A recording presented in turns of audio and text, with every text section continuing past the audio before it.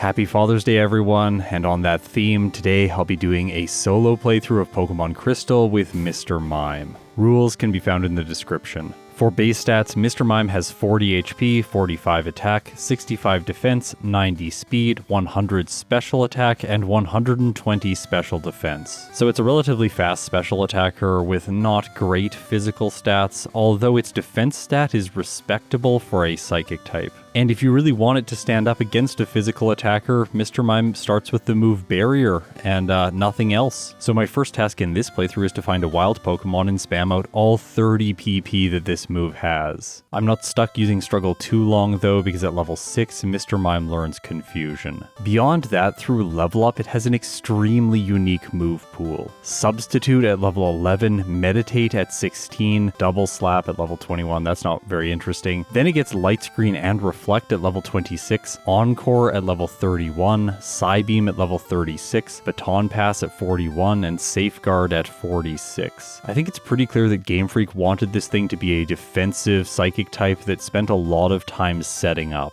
But in Generation 2, in the solo challenge format, that's usually not necessary because the Pokemon you're facing are just really underleveled. At least until I go up against Red, his Pokemon feel really overleveled, and that makes me feel forced into using Curse. Also, the TMs, HMs, and Tutor moves that Mr. Mime can use are going to sap out a lot of the flavor from its level up learn set. While it can't learn Swift, it can learn Headbutt and Return, and it can also learn all 3 of the elemental punches. Okay, one last thing. It has a medium fast growth rate, and now let's get into the playthrough. I fight the rival right after Mr. Pokemon's house, and my Mr. Mime is level 6. Confusion easily 2-shots the Chikorita. Heading north to Violet City, I think I make what is a small miscalculation by fighting 2 optional trainers. Barrier is going to give Mr. Mime a fantastic answer to Falkner's bird types. So let's head right to the gym and face Birdkeeper Abe. His Spearow is honestly decent, but I outspeed it already, and I can set up Barrier and then 2-shot with Confusion. Okay, I actually didn't need Barrier, I could have just knocked this thing out right away. I sweep through Birdkeeper Rod's team, and then I go up against the first gym leader.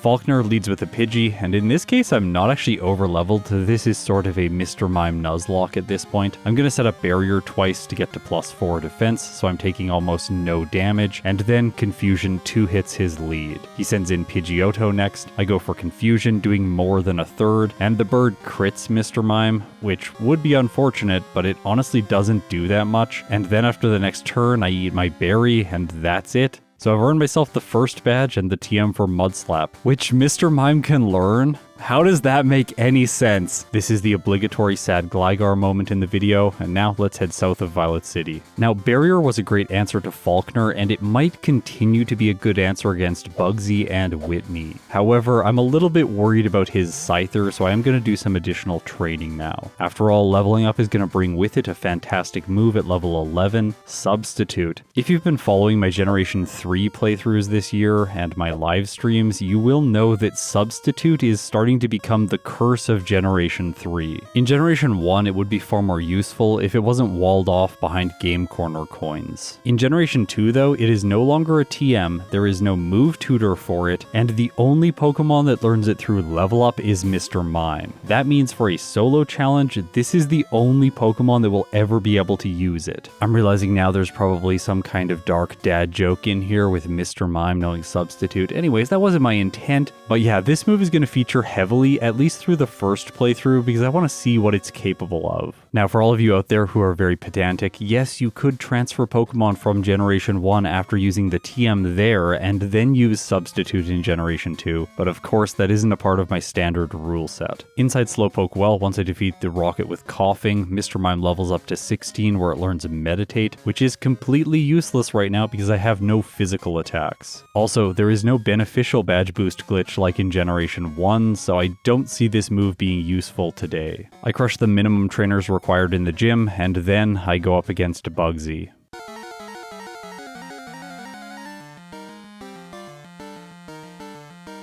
He leads with Metapod, the perfect Pokemon for me to set up Substitute and then 3 turns of Barrier against. While I do that, let me explain how the move works. It takes 25% of your HP and establishes a substitute that has that amount of HP. Now, the substitute also shares your defensive stats, so as I set up with Barrier, it gets tougher. The advantage here is that if a Pokemon knocks my substitute out with a lot of overkill, Mr. Mime won't take extra damage. Scyther is next, and this is a perfect opportunity to demonstrate that because it's going to be using Fury Cutter against me. My substitute survives the first weak hit, Confusion takes it to orange health, and then Scyther breaks my sub. But I still have green health, and Mr. Mime crits with its next hit, finishing Bugsy's ace off. I assume that I would have survived the next hit with Fury Cutter because of my defensive boosts, but we'll have to figure that out later. For now, I have to face the Kakuna, and while I'm not going to establish substitute against it, I will mention the fact that moves that have secondary status effects will never inflict the status if you are covered by a sub.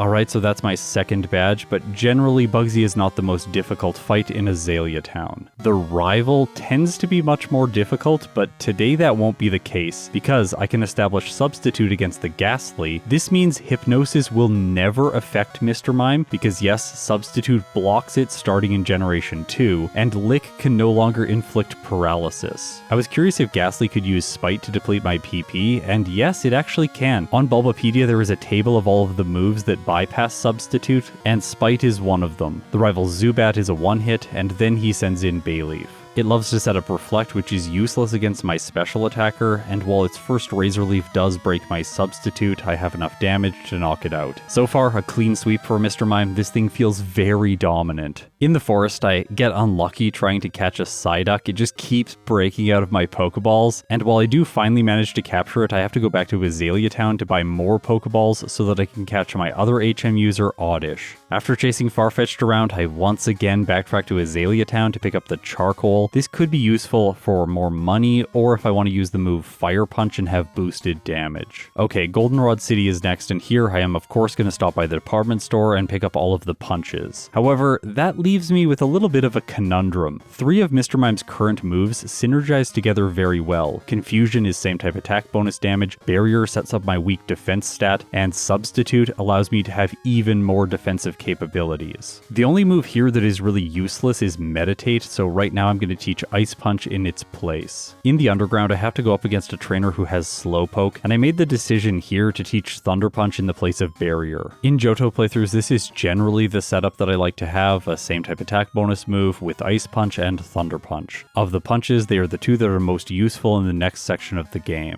My reasoning here was also that having Barrier and Substitute was basically overkill on defensive moves. I should be able to accomplish everything I need using Substitute. All of that said, maybe I should have just taken my time against the Slowpoke though, because without Barrier, I think Whitney might be more difficult.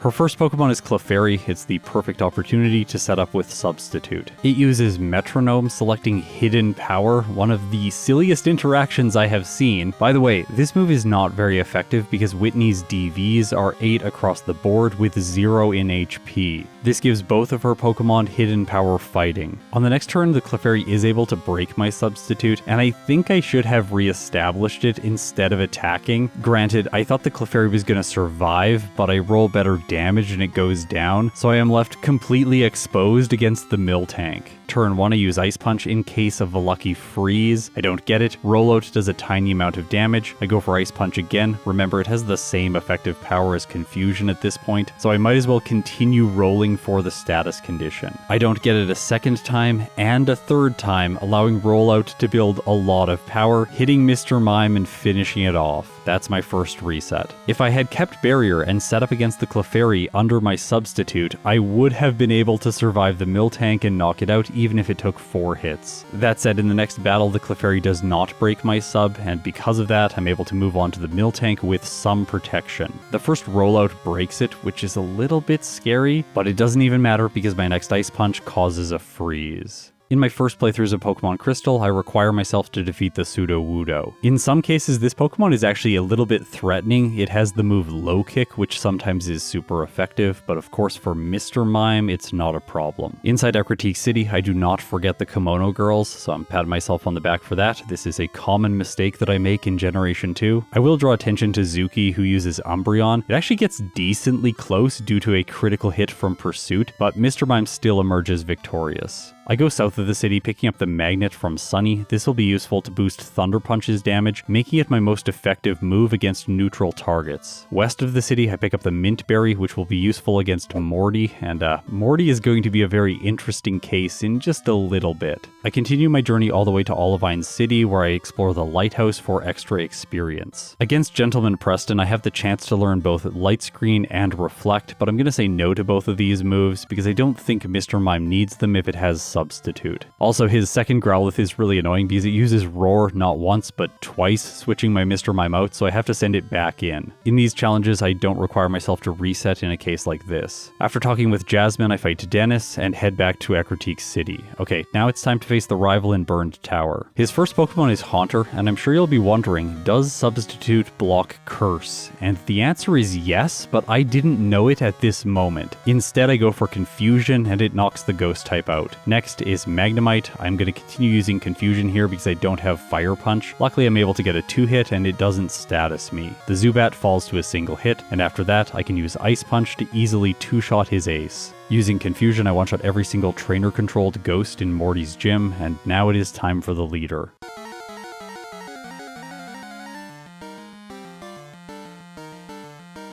At this point I was getting very curious about Substitute's interaction with Curse, so I try it here, and as you can see, Curse fails. This means that Mr. Mime essentially has a free battle. While both Spite and Mean Look can affect me behind a Substitute, Confusion is super effective and able to one-shot his first two Pokemon. But then the Gengar that follows can't use Hypnosis, so it essentially has to use Shadow Ball, and while this does break my Substitute, it isn't enough to knock me out, and the following Haunter's only damage-dealing move is Nightshade, but I one-hit it anyways. Okay, so Mr. Mime crushed both of the gym leaders that had a type advantage over it with no problems. It would have crushed Whitney if I had had a little bit more foresight, and coming up next is Chuck, who's a fighting type specialist. That said, I didn't want to go into the late game under-leveled. I think that Red's Snorlax could be extremely problematic, so I do a little bit of training before I arrive on the island. Inside the gym, the tag team trainers are generally more powerful than Chuck, but with a Mr. Mime, even though I'm not one-shotting the Hitmons, it doesn't matter because they don't do enough damage. I clean up Knob as well as the trainer who has Mankey, and now, let's face Chuck.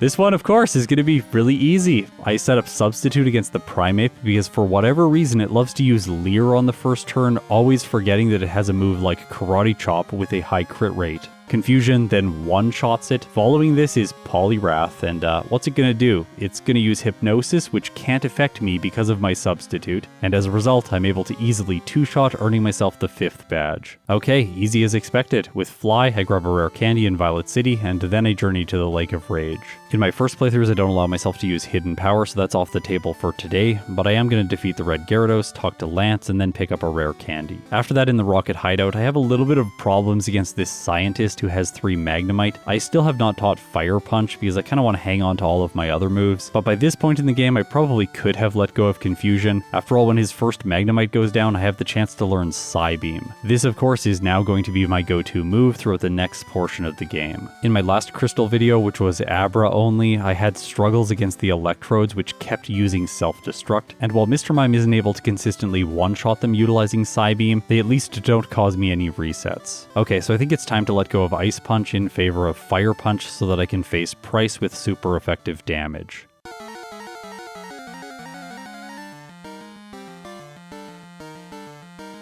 Up first is Seal, one of my least favorite Pokemon. I use Thunder Punch, one-shotting. Okay, that's good. Next is Dugong. Thunder Punch doesn't one-shot, but Headbutt does so little to me, and I finish it off on the next turn. Piloswine is third. I go for Fire Punch. It doesn't one-hit, but don't worry, Pryce's ace just uses Mist. He then chooses a Hyper Potion. I roll better damage, and that's that. Jumping into the next gym battle against Jasmine, I can use Substitute against the Magnemite because I know that it's going to go for Thunder Punch. With a free turn of setup, Fire Punch can then go to town, one-shotting her first 2 Pokemon and 2-shotting her Steelix. Although I was very close to getting the one-hit range, and as a result she uses a Hyper Potion, making the fight last a little bit longer. South of Goldenrod City before the Rocket plotline, I pick up a rare candy, and then I crush my way through the radio tower. The trainer here that is usually an issue is Petrol, but of course with Psybeam I one-shot all of his Pokemon, even the Weezing. The rival in the underground is next, and the only Pokemon on his entire team that survives a hit is the Meganium. When I used Body Slam I was a little bit scared, but it's not a problem because it does pathetic damage. If you didn't know, the Psychic type can't deal any damage to Dark type Pokemon. I think this is probably because the Psychic type is sort of like the Mind type, and the mind is not very good at dealing with the unknown. You might think this would be a problem against the Executive, who has a Houndour and a Houndoom on his team, but no, I have Substitute and I also have Thunder Punch. Before I depart Goldenrod City, I make sure to stop by the department store one more time and pick up more TMs for the punches just in case I need them. After all, Ice Punch is probably going to be useful against Clair, who's coming up very soon, as well as Lance. To boost its damage during Ice Path, I pick up the Nevermelt Ice, and then I head into Blackthorn City. I teach Ice Punch over Fire Punch, and now I'm ready for Clair.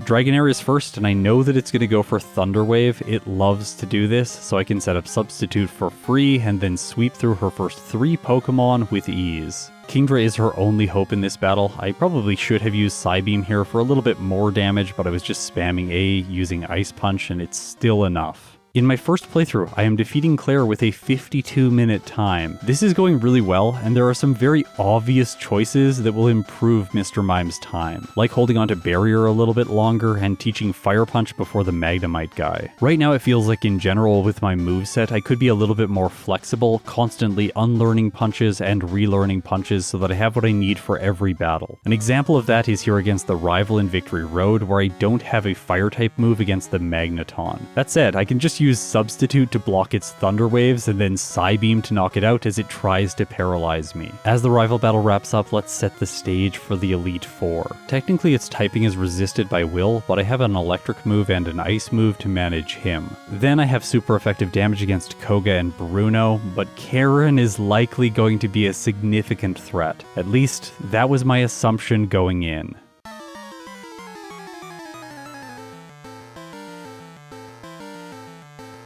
Will's 2 Zatus aren't an issue, they're both a one-hit with Ice Punch. However, the Jinx is a little bit more complicated because it resists most of my moves with the exception of Thunder Punch. I knew that it was going to take time to knock it out, and it also has the move Lovely Kiss, so the safest play here is establishing Substitute and then knocking it out. This does cost a decent amount of health because it breaks my sub twice before I take it down. Executor falls to a single Ice Punch, and then Slowbro is a 2-hit with Thunder Punch. For Koga, I taught Fire Punch over Thunder Punch just so I can easily one-shot Pokemon like his Forretress. Also, behind Substitute, I don't have to worry about moves like Toxic, which is really refreshing because the Muck and the Crobat love to chain Toxic with Minimize or Double Team. Okay, Bruno is next, and I do try to establish my Substitute against the Onix, but it gets a critical hit with Earthquake breaking it. I think I probably should have gone for another sub here just so the Machamp couldn't knock me out with a critical hit from, say, Rock Slide. But in this case, after surviving my Psybeam, it just misses a Cross Chop,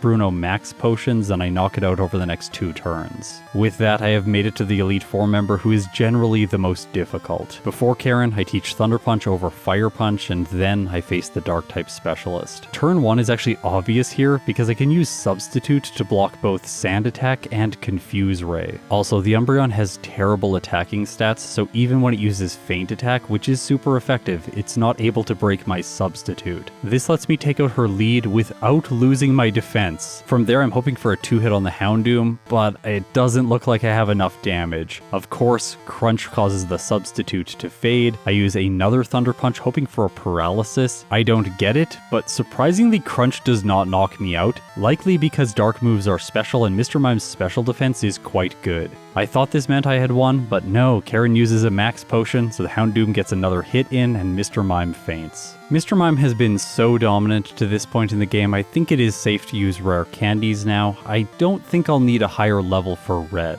I use a total of 6, bringing it up to level 58 over 3 damage rounding thresholds before facing Karen again. As was the case before, the Umbreon is unable to break my substitute, so let's see how Houndoom goes. In this case, it looks like Thunder Punch just barely doesn't have enough damage to 2-hit. I should definitely be using the Magnet for this battle. After my substitute breaks, my second Thunder Punch gets a critical hit. Okay, so I guess I'm going to win. Gengar's next, Psybeam 1 hits, and the same is true for the following Vileplume. Now it's time for Lance.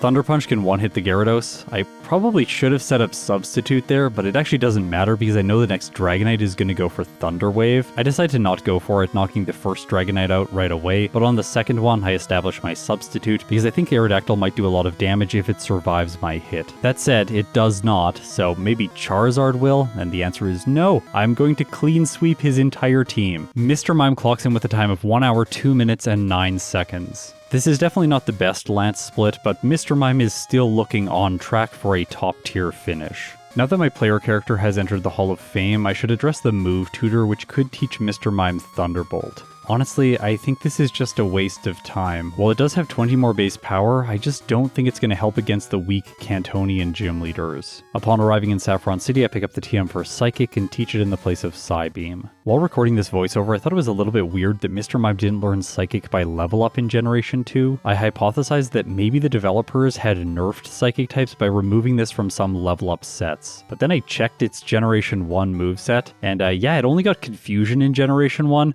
so thank you so much Game Freak for giving this thing Psybeam. It made the Johto portion of the game much easier. I crush my way through the first 7 gym leaders in Kanto and arrive at Blue.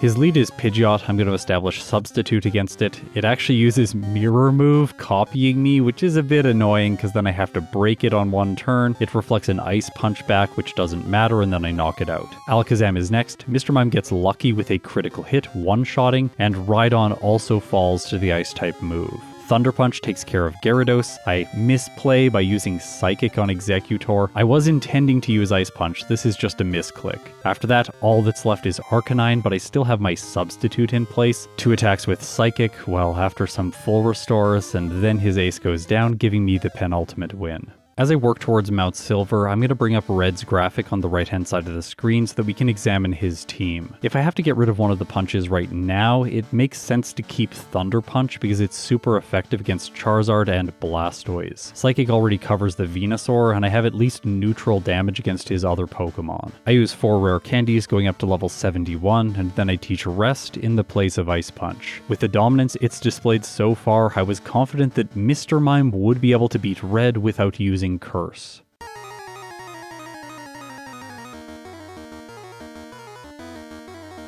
Pikachu is first. It almost always uses Charm on the initial turn, so I can use Substitute, blocking the move, and then knock it out with Psychic. Well, that was a critical hit. Next, Red sends in Espeon. I decide to go for Thunder Punch, which is neutral, and it really isn't doing that much. Looks like this is going to be a 4-hit, allowing the Espeon to break my Substitute. Since I'm utilizing the leftovers, which I picked up in Celadon City, I haven't lost that much health by the time I knock it out and move on to the Snorlax. This is where things get really difficult for special attackers, and it's usually the Pokemon that forces them to use Curse. The reason for this is its special defense is absolutely massive, as you can see when my Psychic hits and does about a quarter. This is before Snorlax sets up with Amnesia. After that, I am doing so little damage, and I have no hope to knock it out because it can use Rest to fully heal itself.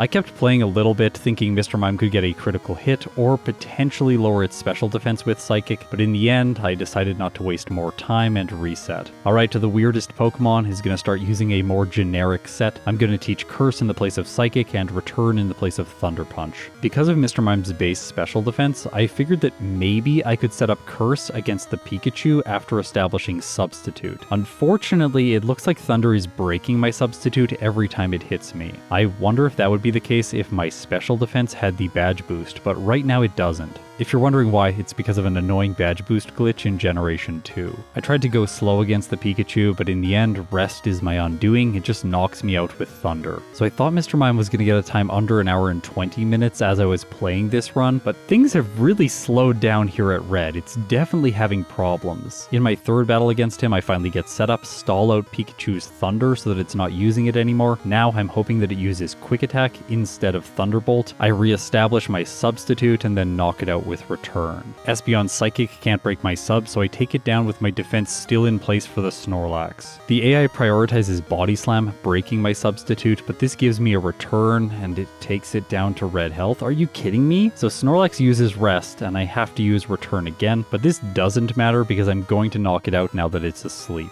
Surprisingly, it doesn't use Snore, and then I move on to Red's final 3 Pokemon. Charizard is the one he chooses first. It goes for Flamethrower, dealing a lot of damage, but Mr. Mime hits with Return, and yeah, this thing's attack is so low that the Charizard doesn't faint even though I am at +6. I go for Rest, hoping to heal against the Charizard so that I'll have good health for the final Pokemon on Red's team. After all, if he just sends in Blastoise next, he's gonna one-shot with Surf if I'm on low health. Mr. Mime can't survive the Flamethrowers though, so that's another reset. I tried the fight again, really planning around Snorlax so that I'll use the leftovers to recover to full health before I knock it out. To buy time here, I can use Substitute when I already have one in place, manipulating the turns so that I pull this off. Then, against the Charizard, I am able to survive its Flamethrower with green health and move on to the Blastoise, which is next. But of course it survives my hit because it has more HP and defense when compared with Charizard. Due to that, it gets one more Surf in before I knock it out. I only have 12 hit points left for the Venusaur. Okay, pause. I need to talk about the AI. The Venusaur usually chooses Solar Beam because it sees it can get a knockout with this move. However, it doesn't know that it is a 2-turn move, and that usually gives you a lot of play. In this case though, since my HP is so low, the Venusaur is going to see that both Giga Drain and Solar Beam can knock out, and that means it will randomize between these two moves. At first it seemed like I would win if it chose Solar Beam and lose if it chose Giga Drain, but no, Venusaur has more HP and defense when compared with Charizard, so no matter what it goes for, Mr. Mime is doomed if I attack.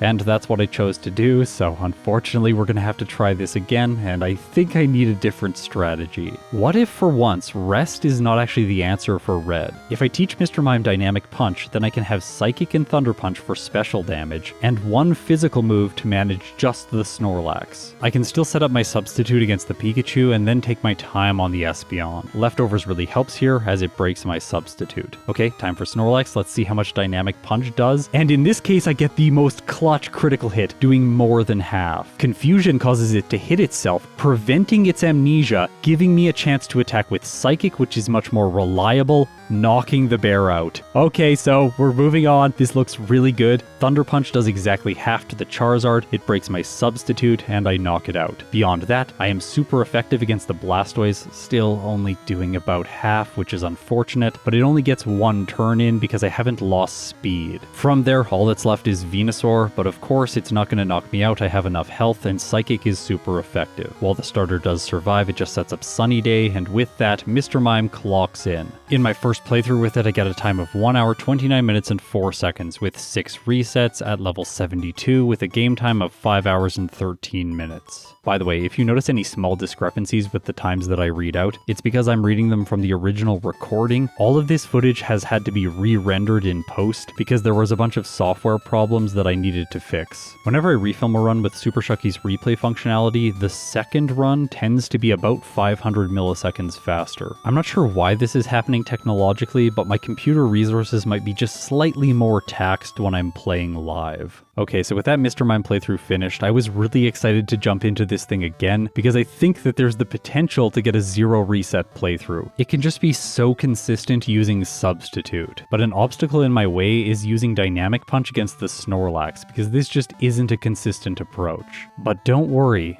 there is another way. And I think you need to know Mr. Mime is going to have the most stylish way of defeating Red. In my second playthrough, there are some obvious choices that I can do to speed things up. First of all, I do not need to train very much to take on Bugsy because Substitute in combination with Barrier are enough. Upon buying the punches, I am not going to use Ice Punch right away, instead prioritizing Thunder Punch. This allows me to use Barrier for Whitney, greatly improving Mr. Mime's consistency, and I don't have a reset this time. The next section of the game, there isn't really much to worry about, so let's talk about my plan for Red, because I have to hold on to a move throughout this entire run, which is mostly going to be useless. At least that's what I thought going into this second playthrough. At level 31, Mr. Mime is going to learn Encore, and I'm going to teach it in the place of Barrier. This is one of those moves that when I set out to do solo challenges, I thought would be completely useless. But it turns out when your Pokemon has Substitute, Encore is actually really awesome. So check this out against Chuck. When he sends in his Poliwrath,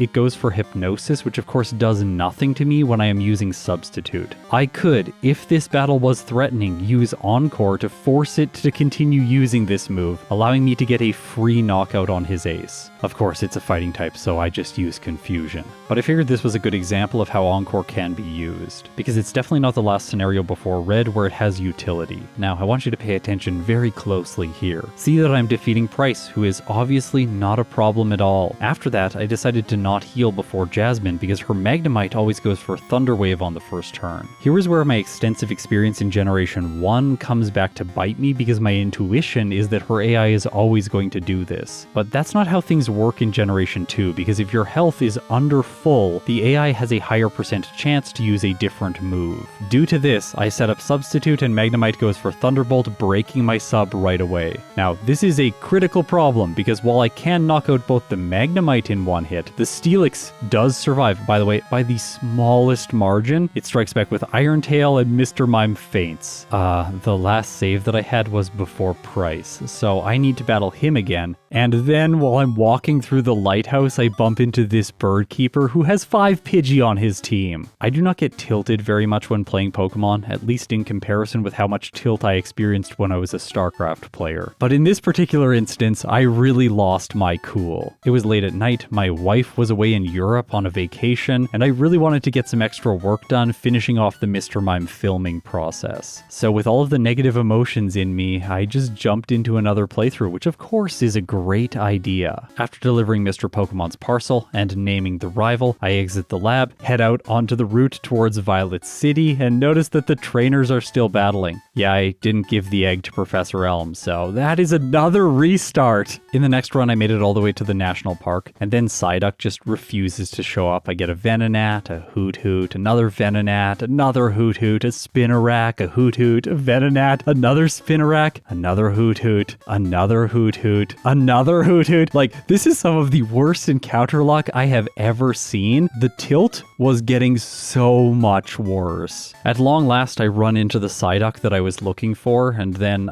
it breaks out of both my Great Balls, and I have no more Pokeballs left over, so I decided to restart again. Of course, I knew that Mr. Mime should be having an easy time with Pokemon Crystal. I am just quite literally dropping the ball in every way possible. I had another run where I lost to Red at the very end, but I'm not going to show you footage of it because it's going to give away the Encore strategy, and I don't want to do that quite yet, because there is still one more extremely painful moment. I decided not to catch the Psyduck because of the pain it had inflicted previously, and instead I went for a Krabby in Olivine City. This one is a lot more reliable, in most cases, but in this case the little crab does enough damage and knocks Mr. Mime out while I try to catch it. This is definitely a channel first. Finally, at long last, I was able to make it to the league without any issues and use my rare candies, starting at level 49, going up to level 56 before I face Will. Because I resist the first Zatu's moves, and it likes to use Confuse Ray, I can just set up Substitute here and then sweep his team, not fearing the Jinx. Because I'm holding on to Psybeam, Encore, and Substitute, I only have one flexible move slot, meaning it's not really possible for me to utilize Fire Punch against Koga, but that doesn't matter because Mr. Mime is so fantastic against his team.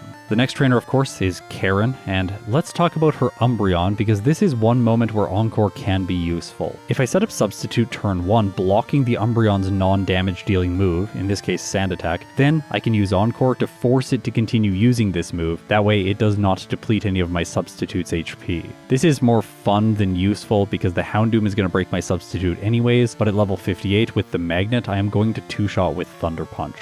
Lance, of course, is not an issue at all because Mr. Mime has Thunder Punch and Ice Punch. With him out of the way, I can now head to Kanto and get Psychic, but before I do that, I'm going to teach Mr. Mime Thunderbolt with the Move Tutor. Then in Kanto, I use Ice Punch and Thunderbolt for Sabrina, Erica, and Misty. For Surge, I teach Psychic in the place of Ice Punch. You might be worried that this would make Brock harder, but he's really not that good in these games. Psychic is more than enough to manage his team. Blue's the next notable battle because I don't have Ice Punch for this fight. I have to use Thunderbolt for the Pidgeot, as well as the following Alakazam. It breaks my Substitute, but I can reset this because it likes to use Disable, Recover, and Reflect. Psychic is able to one-hit the Rhydon. Of course, the Gyarados isn't a problem, and you might be worried about the Executor, but due to Psychic's damage range, I can two-hit it before it strikes back with Solar Beam. After that, there's only one Pokemon left, it's Arcanine, and Psychic is going to two-hit. Well, with full restores, it takes a while. So now let's talk about Encore against Red. Turn 1, establish Substitute, blocking Pikachu's Charm, and then use Psychic, knocking it out. After that, I have to use Thunderbolt to manage the Espeon. I have chosen this move specifically because it has better damage ranges here and can potentially knock it out a little bit faster than Thunder Punch. Also, it will help for the following Charizard as well as Blastoise. Okay, so Snorlax, check this out. Psychic turn 1,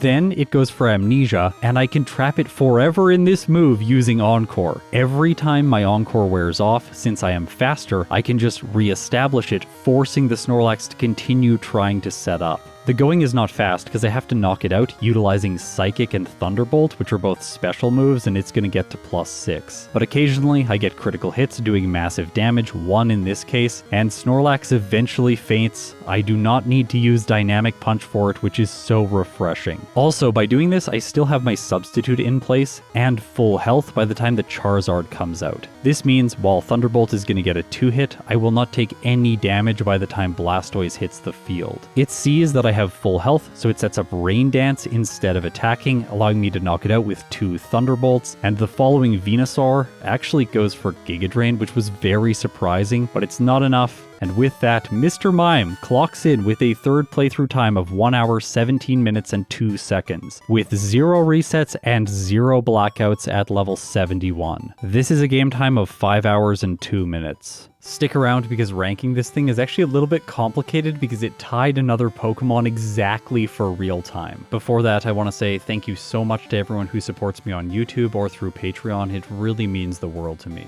Without the direct financial support, I wouldn't be able to pay a video editor to help me manage so much of the work on this channel, and that would mean I would release a lot less frequently. A couple months ago, I did the calculation of exactly how long it would take me to complete Pokemon Emerald with every single species that exists within the game, and it is somewhere between 16 and 32 years at the current release rate. I would really like to finish Emerald in less time than that, maybe 5 to 8 years. And the only way to do that is to dramatically increase how quickly I can release these videos. I find it completely unacceptable to decrease the quality of each release, so we are going to have to get a lot smarter in how we do things. And a lot of custom software tools will need to be built. If you want to support the development of these tools and help me release videos faster, click the join button below or follow the link in the description to my Patreon. Thank you so much in advance for the support. Okay, so let's get back to it. We need to rank Mr. Mime. Its current time is exactly tied with the third playthrough I did with Suicune. That said, Mr. Mime had no resets, whereas Suicune had 2. If you're wondering if Suicune just had bad luck, no, its strategy was much less consistent against Red when compared with Mr. Mime. So today, I am going to rank the Psychic type ahead of the Legendary Beast. The main thing that held Mr. Mime back from the S tier was the fact that it had to spam out all of Barrier's PP at the beginning of the game, slowing it down just slightly from the start. But in the end, an A tier finish is very respectable. Like, subscribe, and ring the chime echo. If you've made it this far, you're incredible. I'll see you in my next video.